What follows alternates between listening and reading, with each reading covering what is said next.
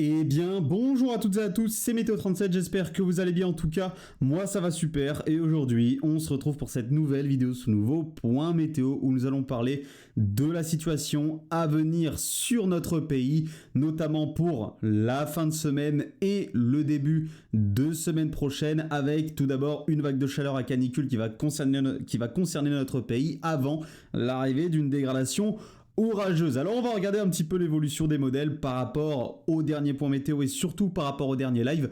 Pour ceux qui ont suivi le dernier point et surtout le dernier live, vous connaissez actuellement le scénario que je privilégie depuis maintenant pratiquement une semaine. Ce scénario est toujours celui que je privilégie à l'heure actuelle. Je vais vous en reparler évidemment dans ce point météo. Alors on se retrouve actuellement avec le modèle GFS. La situation actuelle, vous la connaissez. On a cette petite ondulation ici qui nous apporte un temps plus chaud et plus sec depuis notamment cette journée de lundi. Alors cette ondulation, elle est due à l'influence ici de ce système dépressionnaire, légère influence avec un petit alvéole très peu incisif qui va nous apporter quelques orages demain. Souvenez-vous, j'étais très pessimiste pour cette journée du 7 août. Mon pessimisme malheureusement a gagné. Les modèles, il y a encore une semaine, nous voyez, une semaine incroyablement humide avec des dégradations orageuses à gogo. Ils se sont bien ravisés malheureusement, et ça je m'en doutais un petit peu. Malheureusement c'est ce qui est arrivé. Tous les modèles se sont ravisés, surtout GFS qui était le plus extrême en termes de flux océanique. Il s'est fortement ravisé. Et donc voilà, malheureusement cette journée du 7 août, elle se retrouve avec quelques risques orageux. Alors déjà, on aura quelques risques orageux durant cette nuit de mardi à mercredi entre le Massif central, la région Rhône-Alpes, notamment stéphanois, lyonnais. Voilà, Massif central, Bourgogne. Et ensuite, en remontant vers la Lorraine et l'Alsace, tout cela devrait s'affaiblir. Quelques orages sont possibles aussi du côté des Pyrénées. Ensuite, en arrivant vers l'après-midi, voilà, la journée en tout cas de ce 7 août, d'autres orages sont possibles, notamment en allant vers le nord-est du pays, entre Franche-Comté, Lorraine, Alsace. Attention à quelques orages. Alors la plupart du temps, ils seront modérés, mais on ne peut pas exclure un petit orage localement fort, notamment du côté de la Franche-Comté et de l'Alsace. Donc soyez prudents sur ces secteurs. Ces orages seront accompagnés évidemment de fortes pluies, d'une activité électrique parfois soutenu, notamment en allant du côté de l'Alsace dans la journée de ce 7 août, avec une instabilité qui sera quand même assez marquée. On attend pas mal d'instabilité sur ces secteurs. Ce qui manque, c'est le dynamisme, malheureusement, encore une fois. Ce Talveg n'est pas assez incisif, donc le dynamisme est pourri. Donc malheureusement, on n'aura pas d'orage violent ou quoi. Les conditions sont propices au possible développement d'orages violents, mais malheureusement, le dynamisme n'est pas présent, donc nous n'aurons pas ces fameux orages violents. Ça restera localement fort. Donc du côté, attention, de la Franche-Comté et de l'Alsace, comme je vous ai dit, avec une activité électrique, donc je me répète, qui peut être soutenue, de fortes pluies. Attention à quelques risques de grêlons du côté de ces régions-là, de l'Alsace et de la Franche-Comté, ainsi que de la Lorraine. Des grêlons qui pourraient tout de même atteindre les 1 à 3 cm, notamment la région qui est la plus à risque, c'est l'Alsace. Donc prudence sur ces secteurs-là. Et sinon, quelques orages sont possibles de manière orographique du côté des Pyrénées, du Massif central et des Alpes durant cette journée du 7 août, mais c'est des orages qui resteront faibles à modérés. Voilà. Ensuite, donc on va aller là où ça deviendra un petit peu plus intéressant. Déjà pour cette fin de semaine avec de nouveau des remontées anticycloniques et les hauts géopotentiels qui vont de nouveau reprendre le dessus sur notre pays. Donc la masse d'air va de nouveau se réchauffer. Ce qu'il faut savoir, c'est que malheureusement, depuis la seconde quinzaine de juillet, notre pays a énormément de mal à passer sous les normes de saison. Nous ne sommes quasiment jamais repassés sous les normes de saison depuis le 15 juillet. Ce qui, malheureusement, est en très large accord avec les prévisions saisonnières que je vous ai données il y a de cela plusieurs mois. Donc ces hauts géopotentiels vont remonter avec leur lot de chaleur. Une masse d'air bouillante va remonter depuis l'Afrique du Nord pour concerner notre pays. Malheureusement, le manque de fiabilité commence à partir de ce moment-là, à partir du week-end du 10 et 11 août, avec la remontée de cette masse d'air bouillante. On a des modèles qui la voient plus durable que d'autres. Donc pour l'instant, on ne peut pas encore confirmer sur certains secteurs une canicule, puisque sur certains secteurs ça pourrait ne pas être assez durable. Je vous donne un exemple. GFS dans le sud-ouest voit des pointes jusqu'à 40 degrés le dimanche 11 août, des pointes qui pourraient atteindre les 35-36 degrés le samedi 10 août et il pourrait continuer encore à faire très chaud, mais moins selon le modèle GFS durant la journée du 12 août. Donc on aurait de très fortes chaleurs qui concerneraient ces secteurs-là les 10 et 11 août, qui atteindraient des valeurs caniculaires, que ce soit le jour et la nuit, mais la journée du 12 août se rafraîchirait un petit peu trop et donc nous n'atteindrions pas les valeurs caniculaires dans le sud-ouest dans la journée du 12 août selon GFS. Donc on ne pourra pas parler de canicule sur ces secteurs, mais plutôt d'une vague de chaleur, puisque par contre au niveau de l'indicateur thermique national, nous atteindrons bel et bien les seuils de vague de chaleur entre le 10 et le 12 août. Donc la vague de chaleur, elle, je peux vous le dire, elle est confirmée. Nous aurons bel et bien une vague de chaleur entre notamment le 10 et le 12 août, mais au niveau de la canicule, il va falloir affiner encore tout ça et reconfirmer les départements qui sont exposés à un risque de canicule. Pour l'instant, c'est le sud-est, le pourtour méditerranéen qui sont exposés. Voilà, donc pourtour méditerranéen, Languedoc-Roussillon, PACA, Vallée du Rhône également, qui est exposé à un risque de canicule. Et donc, l'incertitude, elle est pour les départements du sud-ouest et du centre-est, ceux de la région Rhône-Alpes. Il y a des départements où c'est incertain, de l'Occitanie évidemment, et donc du sud-ouest, Nouvelle-Aquitaine, où nous avons donc encore des incertitudes. Et donc, je vous referai un point météo pour vous reparler de tout ça et vous dire si, oui ou non, nous pourrons bien, sur ces secteurs-là, parler de canicule. Il y a des modèles qui sont beaucoup plus pessimistes et qui voient effectivement cette canicule. Je pense au modèle CEP. CEP, lui, est très très agressif et voit réellement un fort risque de canicule qui pourrait remonter jusqu'au Limousin, jusqu'au nord du Massif central, jusqu'à la Bourgogne, au Poitou-Charentes, aux confins des Pays de la Loire, voire jusqu'au sud de la région centre. Donc CEP, lui, est très agressif au niveau de ce risque de canicule, donc il va falloir affiner tout ça. Et donc, pour l'instant, on va effectivement privilégier plus une vague de chaleur que canicule. Ce qu'il faut savoir, c'est que les conditions seront malheureusement certainement les mêmes que la semaine dernière. Cette canicule sera sûrement très humide, avec donc un humidex qui va fortement grimper. Là, les températures pourraient atteindre des pics qui seraient supérieurs à la semaine dernière, c'est-à-dire que là, dans le sud-ouest, il y a certains modèles qui modélisent de 41, 42, voire il y en a certains qui sont très agressifs et modélisent localement 43 degrés. GFS est monté jusqu'à 43 degrés dans une des modélisations d'Aaron d'hier. Donc, il y a des modèles qui sont très agressifs et avec l'humidex, donc les conditions pourraient être encore une fois insupportable à partir du samedi 10 août et donc Météo France avec cet humidex très élevé pourrait déclencher effectivement dans la moitié sud une nouvelle vigilance canicule, une nouvelle alerte orange canicule. Nous reparlerons de tout ça dans de nouveaux points météo cette semaine évidemment. Et donc cette vague de chaleur elle devrait se terminer soit le 12 août, soit le 13 août, ça dépend des modèles, mais en majorité sur les modèles, elle se termine plutôt le 13 août, puisque le 12 août, l'indicateur thermique national pourrait continuer à dépasser les 23,4 degrés d'anomalie, enfin les 23,4 degrés tout simplement d'indicateur thermique national. Donc cette journée du 12 août, elle pourrait être la continuité de cette vague de chaleur. Le jour qui mettrait réellement fin à celle-ci, ce serait la journée du 13 août. Mais dès le 12 août, on voit que le flux océanique, l'air océanique pourrait commencer à pousser par l'ouest et donc nous pourrions commencer à parler de dégradation orageuse à partir de la journée du 12 août. Alors malheureusement, ça ne sert à rien de me demander quels secteurs seront concernés, quelles régions sont à risque, est-ce que mon département sera concerné.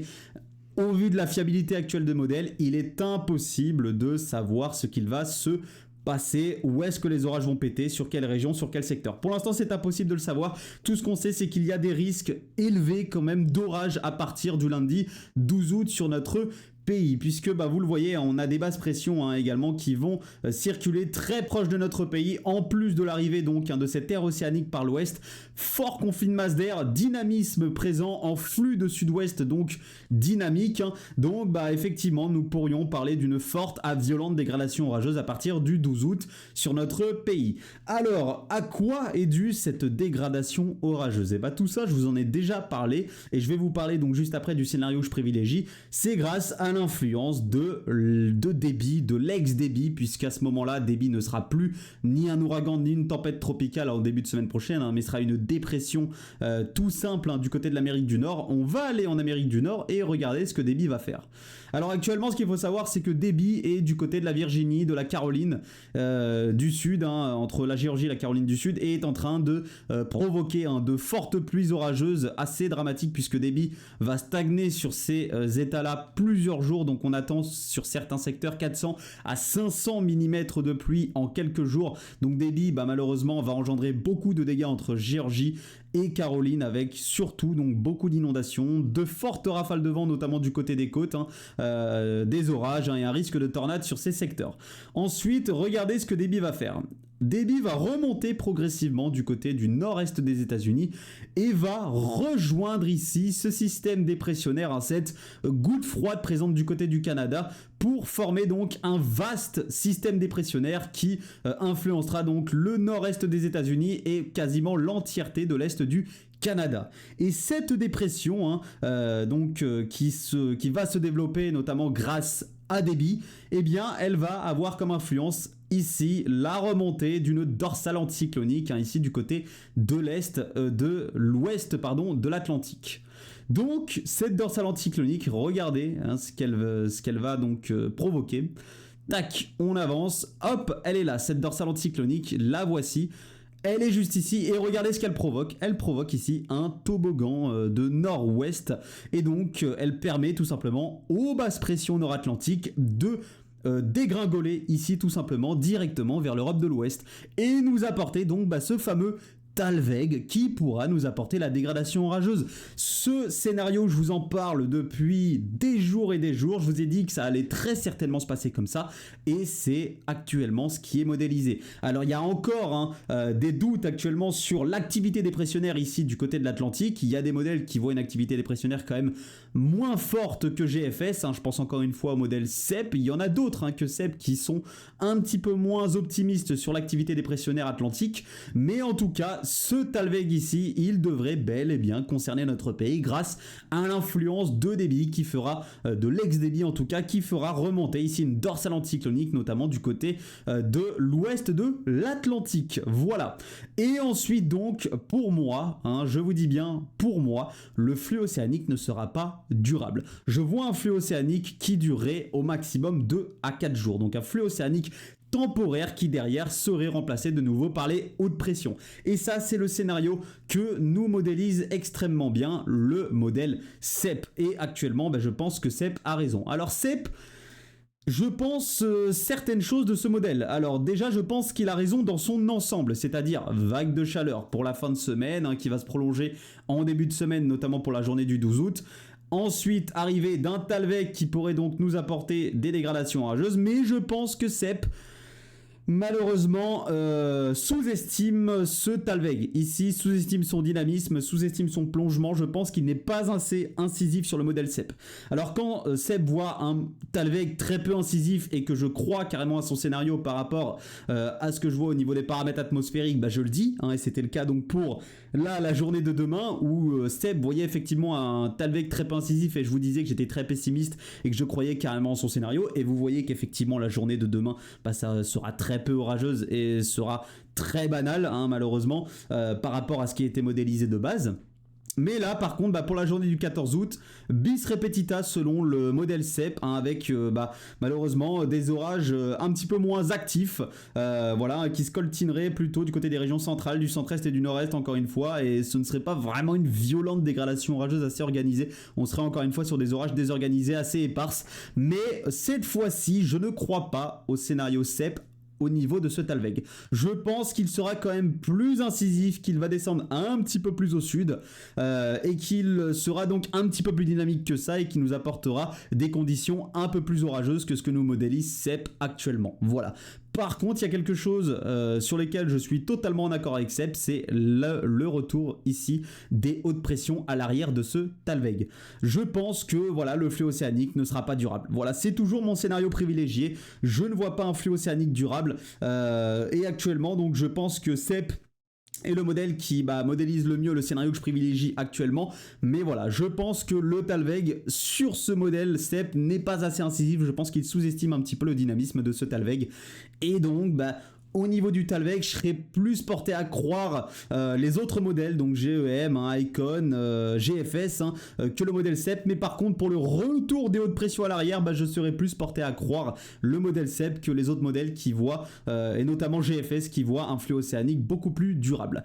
Je vois donc, voilà, l'air océanique reprendre le dessus sur notre pays durant 2 à 4 jours maximum avant le retour des hautes pressions sur notre pays. Retenez bien ce scénario. Merci à tous donc d'avoir suivi ce point météo. J'en termine ici. Alors débit sur CEP, je vais vous parler de débit vite fait. Débit serait reprise extrêmement rapidement par le jet. Ici, cette dépression à 995 hectopascales, il me semble que c'est débit. On va aller voir la carte de l'Amérique du Nord. Alors débit donc voilà est à son emplacement habituel entre Géorgie et Caroline. Débit remonte sur le nord-est des États-Unis, remonte vers Terre-Neuve et ensuite débit se coupe en deux en fait. Débit, une partie de débit va alimenter ici ce système dépressionnaire, cette goutte froide du côté de l'est du Canada, et une autre partie de débit va se décrocher et rejoindre tout simplement l'Atlantique, reprise donc par le jet stream. Une partie de débit serait reprise par le jet stream et donc serait dirigée directement vers l'Europe du Nord, puisque regardez ce qui va se passer. Tac, voilà, débit va rejoindre des systèmes, selon CEP évidemment, débit rejoindrait les systèmes dépressionnaires nord-atlantiques et donc ensuite serait évacué par l'Europe du Nord, voilà, l'Islande, la Scandinavie, et nous, en dessous, on serait de nouveau influencé donc par les hautes pression. Voilà le scénario que privilégie CEP actuellement, et c'est malheureusement le scénario que je privilégie actuellement. Voilà, donc vague de chaleur, arrivée d'un Talweg, orage pour le début de semaine prochaine et retour à l'arrière des hautes pressions sur notre pays. Voilà le scénario que je privilégie actuellement. Donc merci à tous d'avoir suivi ce point météo. Je surveille la situation à venir évidemment pour la vague de chaleur, voire canicule qui va nous concerner à partir de ce week-end du 10 et 11 août. Je vous tiens donc au courant dans un prochain point. C'était Météo 37. Bye tout le monde.